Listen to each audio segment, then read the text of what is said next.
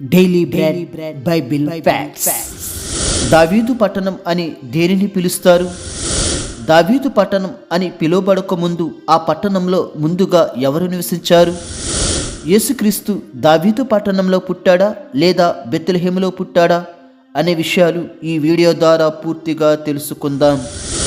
లూకాసు వార్త 2వ అధ్యాయము 11వ వచనం. దావీదు పట్టణమందు నేడు రక్షకుడు మీ కొరకు పుట్టియున్నాడు, ఈయన ప్రభువైన క్రీస్తు. ఈ లేఖనంలో మనకు దావీదు పట్టణం కనిపిస్తుంది. ఈ దావీదు పట్టణంలోనే యేసుక్రీస్తు గారు పుట్టారు. అయితే ఈ దావీదు పట్టణం అంటే ఏమిటో ఇప్పుడు తెలుసుకుందాం. దావీదు పట్టణం అనగా యెరూషలేము పట్టణం. అంటే యెరూషలేమునే దావీదు పట్టణం అంటారు. దీనికి గల లేఖనాధారాలు ఏమిటంటే 2వ సమూయేలు 5వ అధ్యాయము 6-7 వచనములు. యెబూసీయులు దేశములో నివాసులై ఉండగా రాజును అతని పక్షమువారును లోపలికి రాలేడని తలంచి, నీవు వచ్చిన ఎడల ఇచ్చటి గ్రుడ్డివారును కుంటివారును నిన్ను తోలివేతురని దావీదునకు వర్తమానము పంపియుండిరి. అయినను దావీదు పురమనబడిన సియోను కోటను దావీదు స్వాధీనపరుచుకొనెను. ఈ లేఖనాన్ని మనం పరిశీలించినట్లయితే దావీదు ఇశ్రాయేలులకు రాజు కాకముందే యెబూసీయులు యెరూషలేము పట్టణాన్ని స్వాధీనం చేసుకున్నారు. ఇంతకీ ఈ యెబూసీయులు ఎవరంటే ఆదికాండము 10వ అధ్యాయము 15వ వచనం. కనాను తన ప్రథమ కుమారుడగు సీదోనును, హేతును, యెబూసీయులను, అమోరీయులను, గిర్గషీయులను, హివ్వీయులను, అర్కీయులను, సినీయులను, అర్వదీయులను, శమారీయులను, హమాతీయులను కనెను. ఈ లేఖనం ప్రకారం యెబూసీయులను కన్నది కనాను. కనాను ఎవరంటే హాము కుమారుడు. హాము ఎవరంటే నోవహు కుమారుడు. ఈ లేఖనంలో కనిపిస్తున్న జాతులు వారందరూ కనాను సంతతి. వీరు అప్పట్లోనే ప్రస్తుత లెబనాన్ దేశం నుండి గాజా దేశం వరకు భూభాగాన్ని స్వాధీనం చేసుకున్నారు. ఇప్పుడు ఈ యెబూసీయులే యెరూషలేమును కూడా స్వాధీనం చేసుకున్నారు. ఆ తరువాత దావీదు రాజు అయ్యాక యెరూషలేములో ఉన్న యెబూసీయులను ఓడించడానికి దావీదు మరియు అతని సైన్యం యెరూషలేము వద్దకు రాగా యెబూసీయులు దావీదును ఎగతాళి చేస్తారు. నిన్ను మా దగ్గర ఉన్న గ్రుడ్డివారు కుంటివారు ఓడించేస్తారని యెబూసీయులు దావీదును హేళన చేస్తారు. కానీ దావీదుకు దేవుడు తోడుగా ఉండటం వల్ల యెబూసీయులను ఓడించేస్తాడు. దానితో యెరూషలేమును దావీదు స్వాధీనం చేసుకున్నాడు. అప్పటి నుంచి యెరూషలేమును దావీదుపురంగా పిలిచేవారు. ఈ లేఖనంలో దావీదుపురమనబడిన సియోను కోటను దావీదు స్వాధీనం చేసుకున్నట్టుగా వ్రాయబడింది. సియోను అంటే యెరూషలేము. అలాగే దావీదుపురం అన్న, దావీదు నగరం అన్న, దావీదు పట్టణం అన్న ఒకటే. 2వ సమూయేలు 5వ అధ్యాయము 9-10 వచనములు. దావీదు ఆ కోటలో కాపురముండి దానికి దావీదుపురమను పేరు పెట్టెను. మరియు మిల్లో నుండి దిగువకు దావీదు ఒక ప్రాకారమును కట్టించెను. దావీదు అంతకంతకు వర్ధిల్లెను. సైన్యములకు అధిపతియగు యెహోవా అతనికి తోడుగా ఉండెను. ఈ లేఖనం ప్రకారం యెబూసీయులు ఉండే సియోను కోటను దావీదు స్వాధీనం చేసుకున్నాక దావీదు ఆ సియోను కోటలోనే కాపురమున్నాడు. అంటే తాను నివసించడానికి దావీదు సియోను కోటనే ఎంచుకున్నాడు. సియోను కోట అంటే యెరూషలేము. దావీదు ఈ కోటలోనే నివసించడం మొదలుపెట్టిన దగ్గర నుంచి దావీదుపురం అని పేరు వచ్చింది. దావీదుపురమన్నా దావీదు పట్టణమన్నా ఒకటే. దేవుడు దావీదును ఒక శక్తివంతమైన రాజుగా అభివృద్ధి చేశాడు. కావున ఆ పట్టణాన్ని ఒక పెద్ద పట్టణ ప్రాంతంగా దావీదు అభివృద్ధి చేశాడు. అప్పటి నుంచి ఒక రాజధాని నగరంగా దావీదు పట్టణం అభివృద్ధి చెందుతూ వచ్చింది. మరియు దేవుని యొక్క మందసాన్ని ఈ పట్టణానికి దావీదు తీసుకువచ్చాడు. 2వ సమూయేలు 6వ అధ్యాయము 16వ వచనం. యెహోవా మందసము దావీదు పురమునకు రాగా. ఈ లేఖనం ప్రకారం దావీదు దేవుని మందసాన్ని దావీదు పట్టణానికి తీసుకువచ్చినప్పుడు నాట్యం చేశాడు. మరియు దావీదు ఈ పట్టణంలోనే అనగా యెరూషలేములోనే దేవుని మందిరం నిర్మించుటకు దావీదు ఒక ప్రణాళిక వేశాడు. అందులో భాగంగా దేవుని మందిరం నిర్మించుటకు మందిర స్థలాన్ని 50 తులాల వెండికి ఎబీసీయుడైన ఒర్నాను దగ్గర దావీదు కొన్నాడు.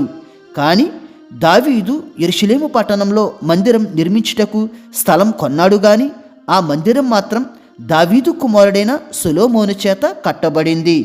2వ దినవృత్తాంతములు 3వ అధ్యాయము 1వ వచనం. తరువాత సొలొమోను యెరూషలేములో తన తండ్రి అయిన దావీదునకు యెహోవా ప్రత్యక్షమైనప్పుడు మోరియా పర్వతమందు దావీదు సిద్ధపరిచిన స్థలమును ఎబీసీయుడైన ఒర్నాను కళ్ళ ముందు దావీదు ఏర్పరిచిన స్థలమున యెహోవాకు ఒక మందిరమును కట్టనారంభించెను. ఈ లేఖనం ప్రకారం దావీదు ఎబీసీయుడైన ఒర్నాను కళ్ళము కొన్నాడు. దీనిని 50 తులముల వెండికి దావీదు కొన్నట్టు 2వ సమూయేలు 24:24లో మనకు కనిపిస్తుంది. దావీదు కొన్న ఈ స్థలంలోనే సొలొమోను దేవుని మందిరాన్ని నిర్మించాడు. అంటే యెరూషలేము పట్టణంలో అనగా దావీదు పట్టణంలో సొలొమోను దేవుని మందిరాన్ని నిర్మించాడు. అప్పటి నుంచి యూదా దేశానికి రాజధాని నగరంగా మరింతగా అభివృద్ధి చెందింది. ఈ విధంగా యెరూషలేము దావీదు పట్టణంగా పాత నిబంధనలో 35 సార్లు ఉపయోగించబడింది. అయితే పురాతన మధ్యధర సముద్ర పరిసర ప్రాంతాలలో ఒక నగరానికి దానిని పాలించిన నాయకుడి పేరు పెట్టే ఆచారం అప్పట్లో సర్వసాధారణం. ఉదాహరణకు సంఖ్యాకాండం 21:26లో సీహోను పట్టణం కనిపిస్తుంది. సీహోను అనేది అమోరీల రాజు పేరు. అతని పేరు బట్టి సీహోను పట్టణం అని పేరు పెట్టబడింది. అలాగే సమరయుల రాజధాని అయిన షోమ్రోను అను పట్టణం ఒక వ్యక్తి పేరు బట్టే పెట్టడం జరిగింది.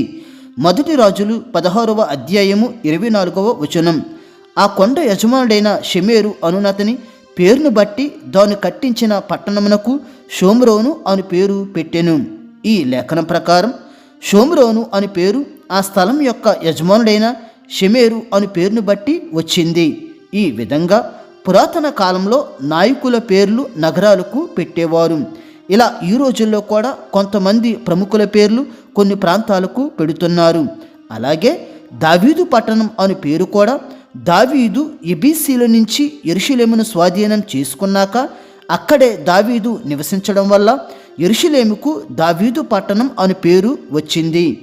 అయితే దేవుడు తన సేవకుడైన దావీదును అనేక తరాల పాటు సజీవంగా జ్ఞాపకం చేసుకోవాలని దేవుడు ప్రణాళిక కలిగి ఉండడం వల్ల ఇప్పటికీ దావీదు పట్టణంగా మనం పిలుస్తున్నాము. దావీదు క్రీస్తుపూర్వం 1000వ సంవత్సరపు కాలం నాటివాడు. అప్పటి నుంచి ఇప్పటి వరకు 3000 సంవత్సరాలపైనే గడిచాయి. ఇప్పటికీ కూడా ప్రతి క్రైస్తవుడి నోట దావీదు పట్టణం అని పేరు పిలుస్తున్నాము అంటే కారణం యేసుక్రీస్తు దావీదు పట్టణంలో పుట్టాడని లూకా 2:11లో వ్రాయించడం వల్ల. అయితే మత్తయి 2:5 ప్రకారం యేసుక్రీస్తు పుట్టింది బెత్లెహేములో. కానీ లూకా 2:11 ప్రకారం దావీదు పట్టణంలో యేసుక్రీస్తు పుట్టాడని వ్రాయబడింది. దావీదు పట్టణం అంటే యెరూషలేము. దీన్ని బట్టి దావీదు పట్టణంలో యేసుక్రీస్తు పుట్టాడు అంటే యెరూషలేములో పుట్టాడు అనుకోవాలిగా. కానీ యేసుక్రీస్తు యెరూషలేములో పుట్టలేదు, బెత్లెహేములోనే పుట్టాడు. దీనికి సమాధానం ఏమిటంటే యెరూషలేము అనేది చుట్టుప్రక్కల ఊర్లన్నీ కలుపుకొని యెరూషలేము పట్టణంగా పిలువబడుతుంది. అలాగే బెత్లెహేము ఊరు కూడా యెరూషలేము పరిధిలోకే వస్తుంది. ఈ బెత్లెహేము యెరూషలేముకు 10 కిలోమీటర్ల దూరంలో ఉంటుంది. ఇలా బెత్లెహేము అనేది యెరూషలేముకు సంబంధించినది. ఇలా యెరూషలేము పరిధిలో ఉన్న ఊర్లన్నీ కలుపుకొని యెరూషలేము పట్టణం అంటారు.